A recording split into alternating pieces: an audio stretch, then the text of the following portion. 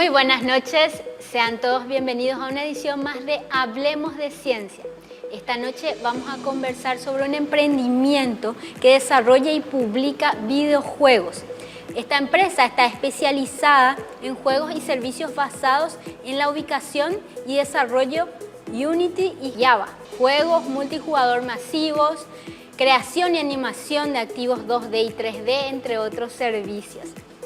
Para hablarnos sobre este tema ya se encuentra con nosotros el ingeniero Juan de Urraza. Él es fundador de esta empresa denominada Possibilian Tech, que es un emprendimiento que recibe fondos del CONACYT a través del programa ProInnova, que cuenta con el apoyo del Banco Interamericano de Desarrollo.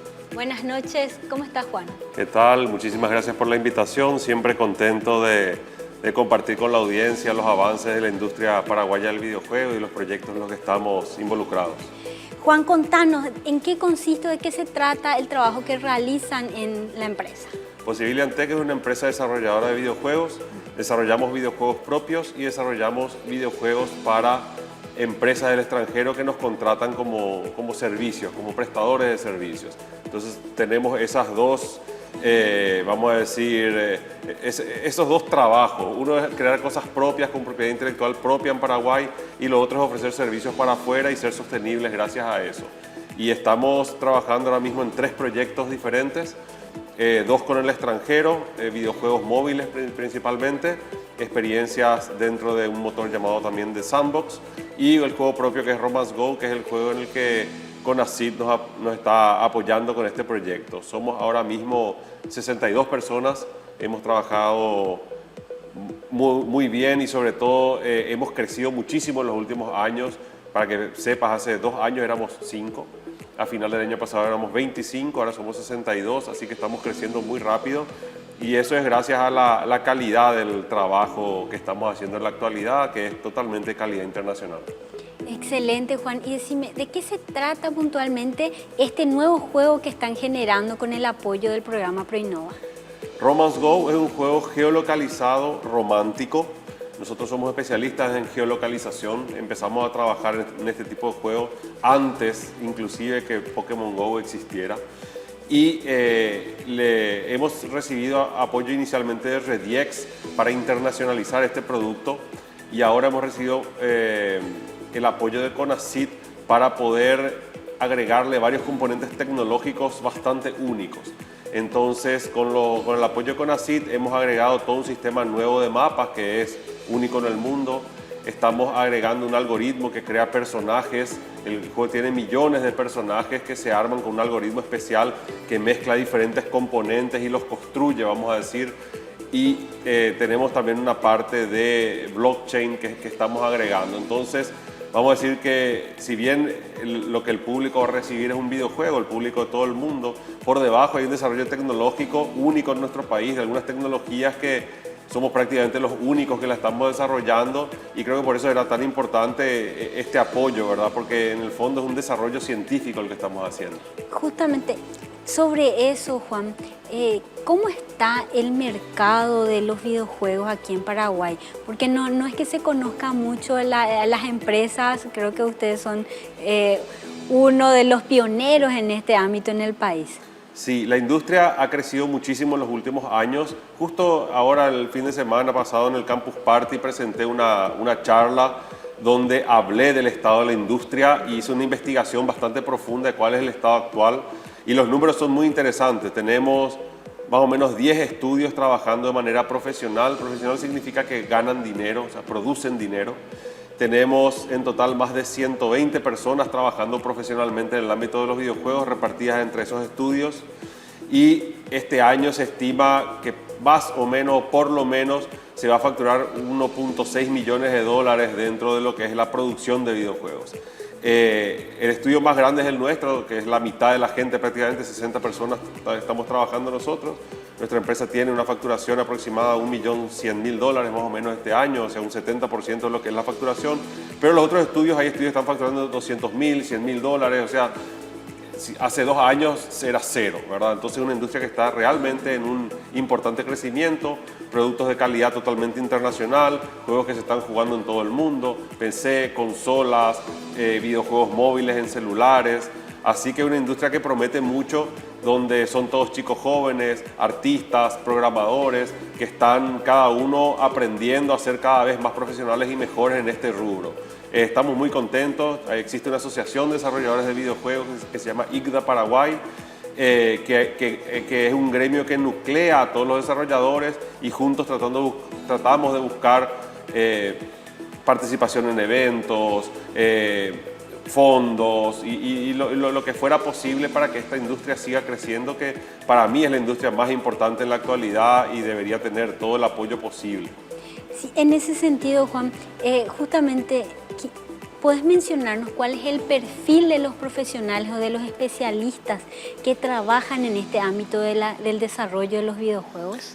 Lo interesante primero es mencionar de que hay un montón de perfiles. Normalmente hay dos que son los principales, que son programadores y artistas. Programadores se utilizan lenguajes tipo Unity o entornos como Unreal Engine, con C# y C++.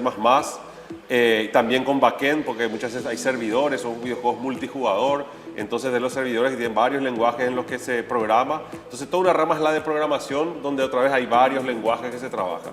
Y después tenés arte, que tiene dos ramas principales: 2D, que es ilustración, desde arte conceptual o ilustraciones para los juegos, y después lo que es 3D, que es modelado y animación 3D y efectos especiales también. Entonces hay todo un rubro de arte en esto. Pero además hay muchos otros ámbitos. Vos pensás que hay psicólogos, economistas, músicos, diseñadores de mecánicas de videojuegos, soporte técnico, comercialización, administración. La verdad es que es bastante amplio, pero cuando uno normalmente dice yo quiero ser desarrollador, se está refiriendo o a ser programador o a ser artista. Y es importante notar que como artista también se puede hacer, no hace falta que uno sepa programación. La parte del arte es tan importante como la parte de programación y los dos trabajan en conjunto. Nosotros tenemos 50-50, te voy a decir, la distribución entre programadores y artistas en la actualidad. Porque los juegos, sobre todo los que son 3D, requieren muchísimos modelos y eso requiere mucho trabajo humano. Claro.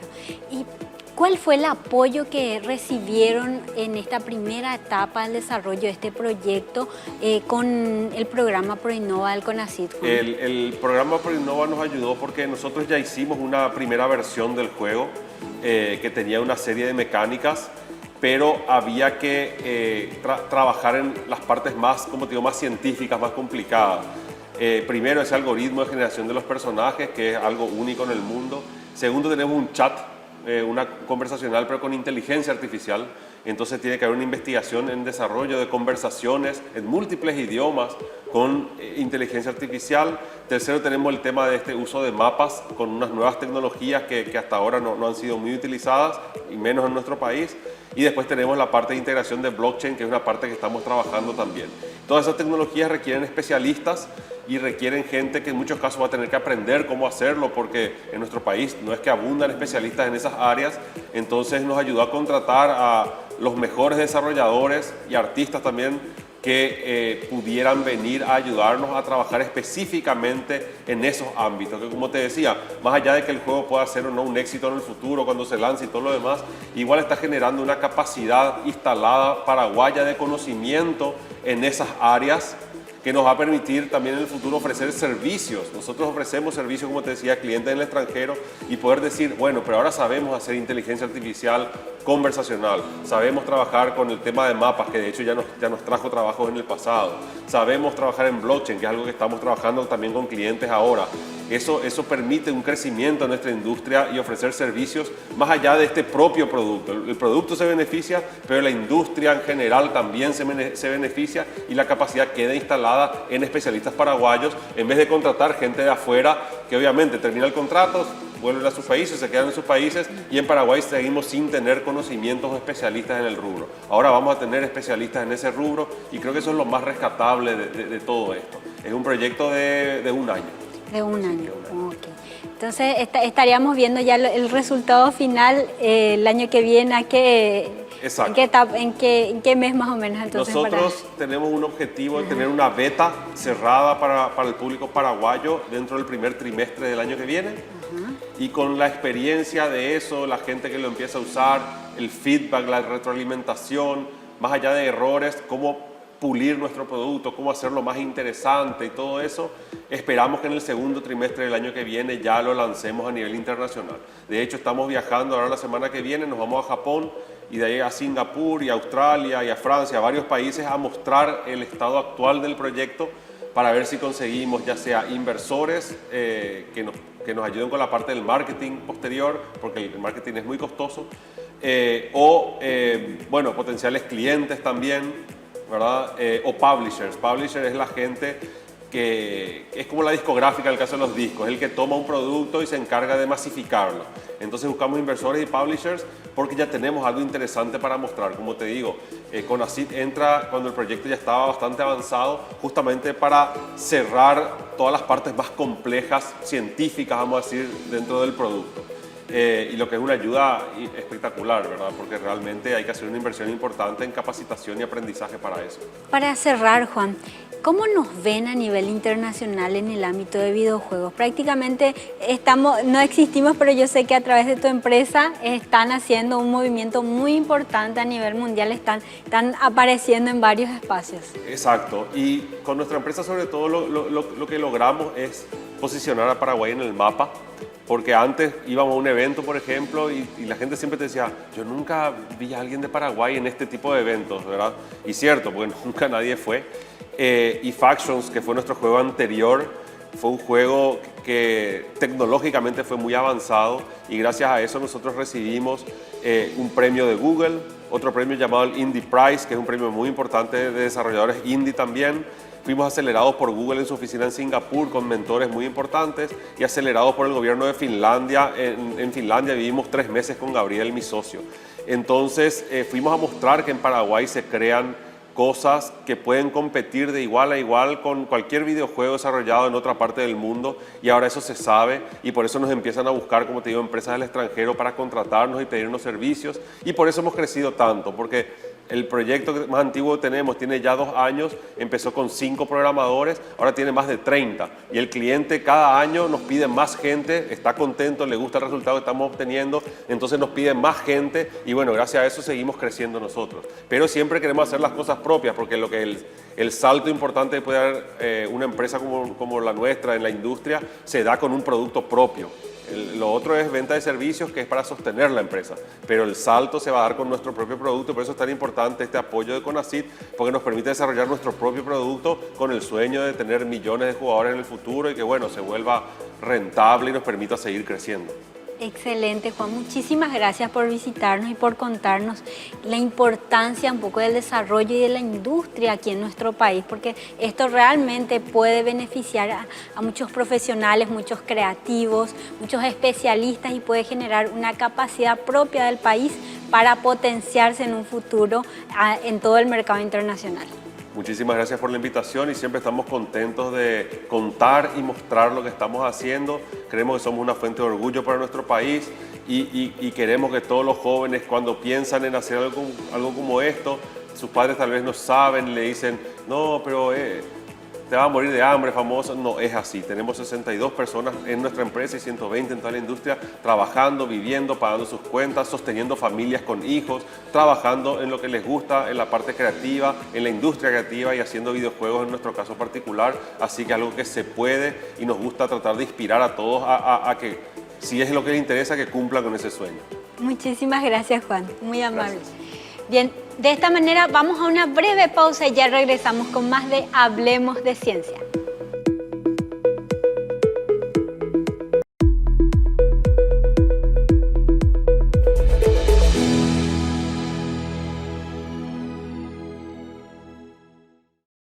Estamos de regreso con el segundo bloque de Hablemos de Ciencia.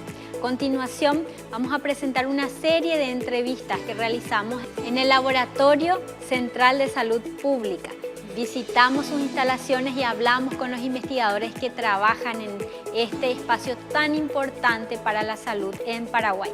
Ellos están recibiendo fondos a través de varios proyectos de investigación financiados a través del programa ProCiencias del CONACYT.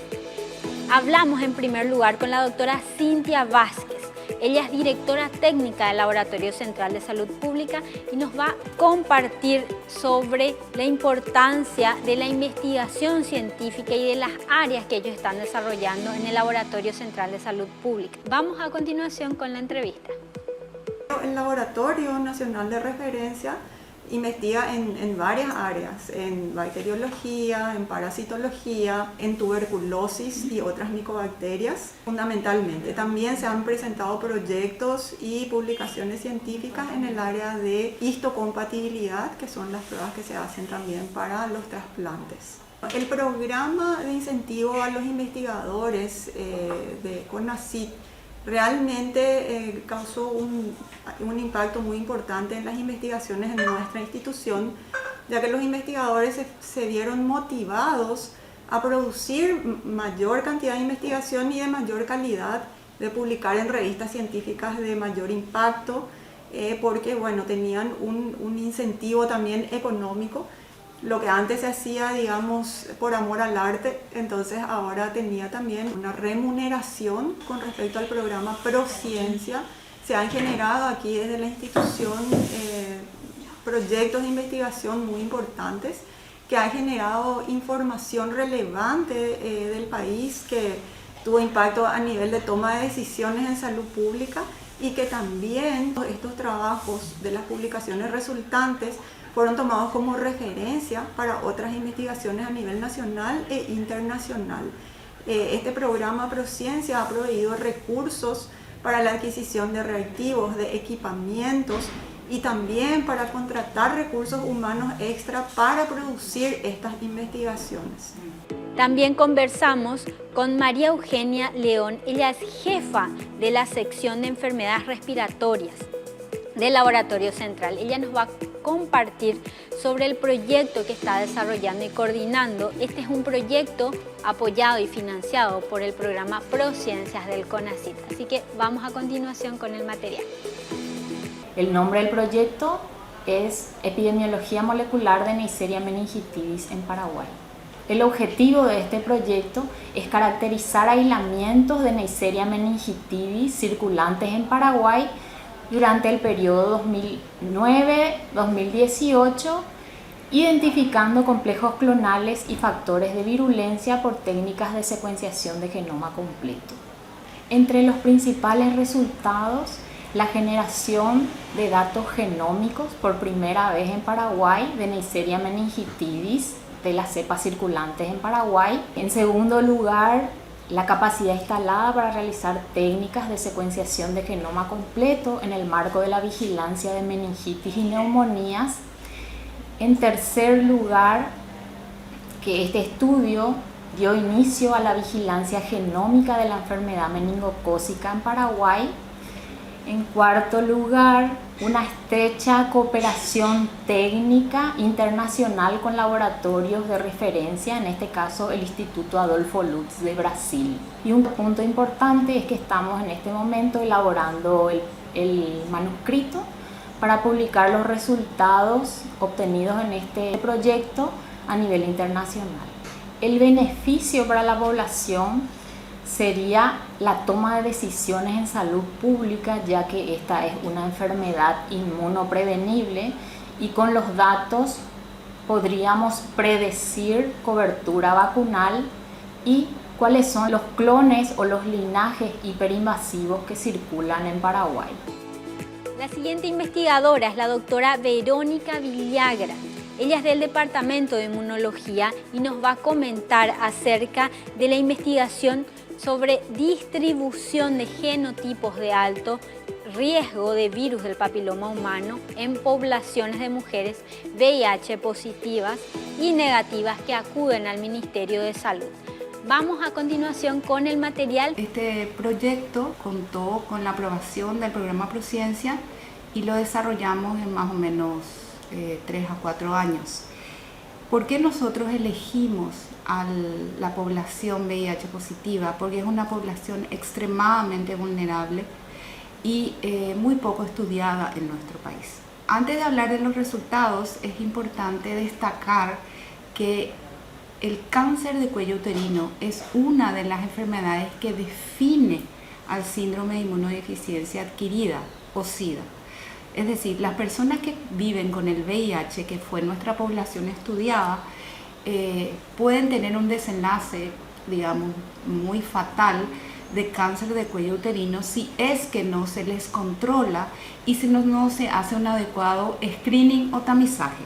Comparando la población VIH positiva de mujeres con la población VIH negativa en cuanto a la ocurrencia del virus papiloma humano, que es, como dije, el que produce el cáncer de cuello uterino, no hubo mucha diferencia entre ambas poblaciones, porque las pacientes VIH positivas estaban sometidas a terapia antirretroviral. Estas pacientes se adhirieron exitosamente a esta terapia, entonces se pudo controlar que el virus no tenga una alta frecuencia en esta población. Sin embargo, algo muy interesante que vimos fue que comparando las mujeres jóvenes VIH positivas y negativas, vimos que las mujeres VIH positivas no podían bajar la frecuencia que ocurre en las inmunocompetentes de este virus papiloma humano. Es decir, las mujeres jóvenes tenían una alta frecuencia de la detección de este virus, por lo tanto tienen mucho más riesgo de contraer el cáncer de cuello uterino. Es muy importante destacar que el cáncer y las lesiones precancerosas en la población VIH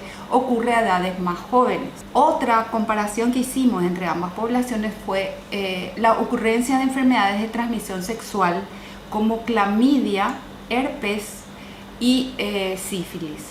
En la población VIH positiva vimos que la frecuencia era mucho mayor, obviamente porque las personas que conviven con el VIH tienen mayor riesgo de contraer estas enfermedades de transmisión sexual.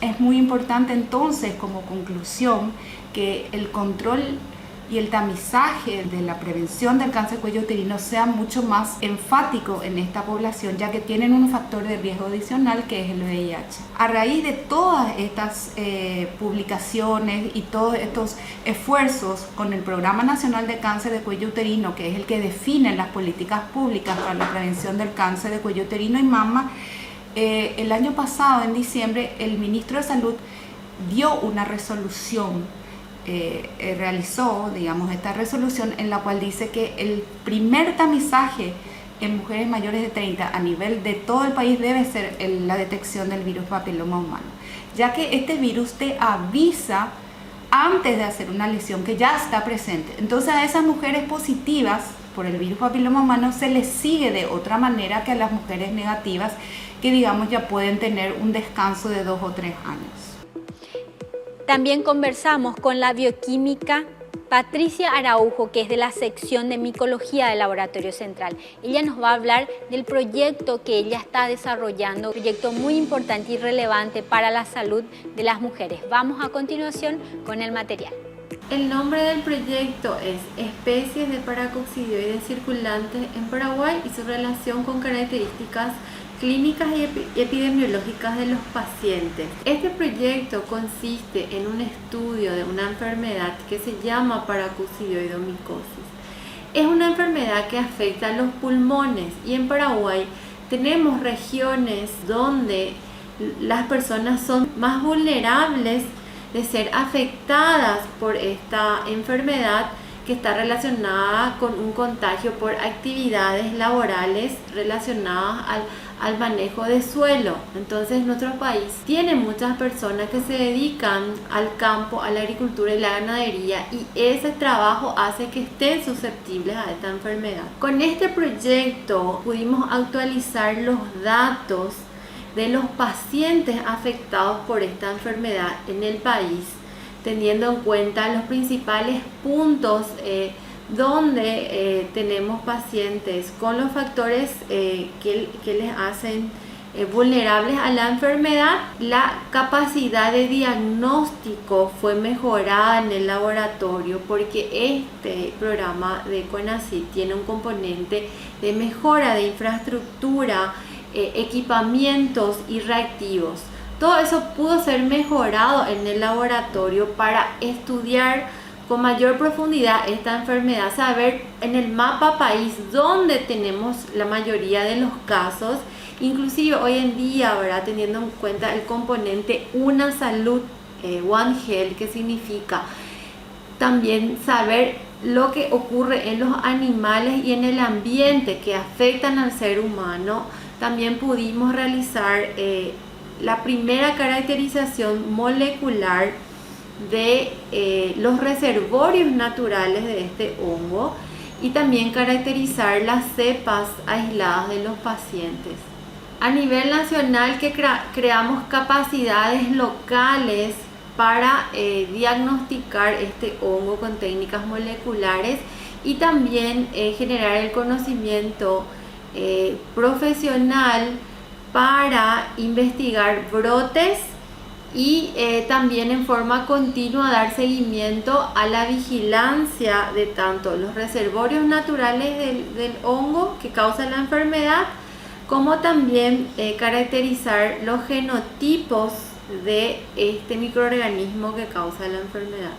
Nosotros estudiamos varios departamentos a nivel país buscando reservorios naturales, donde detectamos que la mayoría de los casos estaban concentrados principalmente en el departamento de Alto Paraná, Caguazú y Cordillera. Pero mientras que una enfermedad no se conoce, no se puede diagnosticar y no se puede ver la importancia. Entonces también el trabajo de campo, ¿verdad? Y con el financiamiento del CONACYT pudimos hacer estos desplazamientos a las zonas de alto riesgo. Inclusive hablar con los pobladores, hablar con familiares de pacientes, para que ellos puedan entender el contexto de la enfermedad y difundir esa información. Seguidamente conversamos con la doctora Natalie Weiler. Ella es jefa de la sección del área de enteropatógenos del Laboratorio Central. Ella nos comenta en qué consiste el proyecto de prevención de enfermedades transmitidas por alimentos, la metodología que utilizan y los principales resultados de esta importante investigación que afecta a la salud humana.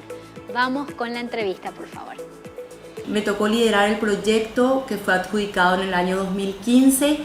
Es un proyecto asociado a la prevención de enfermedades transmitidas por alimento y básicamente se trata del aislamiento de Salmonella y STEC o E. coli productor de toxina Shiga en carne molida fresca para el consumo de la población paraguaya. El proyecto fue liderado por el Laboratorio Central, pero trabajaron 3 instituciones: el Instituto Nacional de Alimentación y Nutrición y la Municipalidad de Asunción. Entonces, básicamente se trató primero de una visita a las 52 carnicerías habilitadas de la ciudad de Asunción y posteriormente se realizó una encuesta para definir algunos indicadores que permitían poder ver las características de las carnicerías y en qué condiciones estaban, por tanto condiciones edilicias como el cumplimiento de las buenas prácticas, los procedimientos operativos estándar y la capacidad que tienen sus manipuladores de alimentos. Tuvimos resultados bastante sorprendentes con una contaminación de más del 50% de las muestras por estos 2 patógenos. El impacto final básicamente está en la salud de la persona que va a consumir ese producto, ¿verdad? Porque todo este proceso de realizar el diagnóstico y posteriormente realizar una capacitación que mejoró el producto impacta directamente en la salud de la persona que consume la carne, ¿verdad? Y no solo eso, este proyecto tuvo otro tipo de impactos como ser básicamente la revisión de la normativa nacional respecto a lo que es el producto crudo, la carne molida cruda y el inicio de un proceso de reactualización de estas normas nacionales. Finalmente hablamos con la bioquímica Fernanda Prieto. Ella gestiona y desarrolla el proyecto de investigación inmunización feto-materna frente a antígenos de HLA de mujeres de una población paraguaya. Ella nos va a comentar los detalles de este proyecto, la importancia y los resultados que está arrojando esta investigación. Vamos con la entrevista, por favor. El estudio consistió en estudiar a más de 300 mujeres y estudiar la variación que había entre la cantidad de partos que tuvieron estas mujeres y los anticuerpos anti-HLA que ellas presentaban. Entonces estudiamos mujeres que nunca habían tenido un parto en su vida, mujeres que tuvieron un solo parto, mujeres con 2, 3 y así sucesivamente, y estudiamos los sueros de estas mujeres buscando anticuerpos anti-HLA. Los anticuerpos anti-HLA tienen mucha importancia en los pacientes que están en espera de un trasplante, ya sea un trasplante renal, cardíaco o de otro órgano, ¿verdad? Entonces nosotros como departamento de histocompatibilidad, ¿verdad?, que estamos a cargo de esos estudios a nivel país, queríamos hacer un estudio de cómo es la población paraguaya en general, qué impacto tienen los embarazos en las mujeres de nuestra población. Encontramos realmente un impacto que tienen el número de embarazos sobre la cantidad de anticuerpos que tienen estas mujeres, pero también estudiamos qué tipo de anticuerpos son, ¿verdad? Entonces esto tuvo un gran impacto en las políticas que tendrá a partir de ahora la tipificación de HLA, ¿verdad? Vamos a tipificar más locus, los locus que vimos que son más importantes de acuerdo a este estudio, las políticas que tendrá el INAT, que es el Instituto Nacional de Ablación y Trasplante, en el puntaje que darán a los pacientes en lista de espera según estos estudios. De esta manera agradecemos a todo el equipo del Laboratorio Central de Salud Pública que nos abrió las puertas de su espacio de trabajo y nos permitió conocer y valorar el trabajo científico, las investigaciones que generan y por sobre todo los resultados que son tan importantes para que el Ministerio de Salud pueda generar nuevas políticas públicas para el cuidado de toda la población paraguaya. Con esto vamos cerrando una edición más de Hablemos de Ciencia. Nos vemos el próximo lunes a las 21 horas por Paraguay TV. Hasta pronto.